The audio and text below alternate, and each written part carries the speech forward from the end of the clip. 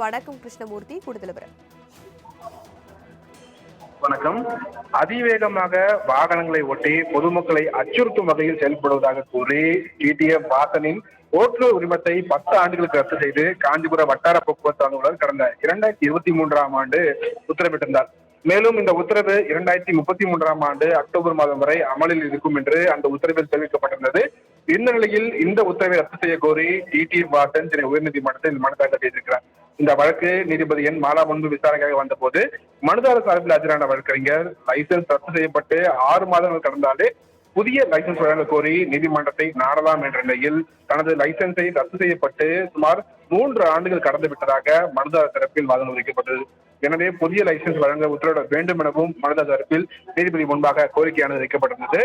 6 மாதங்கள் கடந்துவிட்டால் லைசன்ஸ் கோரி நீதிமன்றத்தை தான் நாட வேண்டும் என்று இல்லை எனவும் உரிய அதிகாரிகளை அணுகலாம் என்று கூறிய நீதிபதி இந்த வழக்கை தள்ளுபடி செய்து உத்தரவிட்டிருக்கிறார்.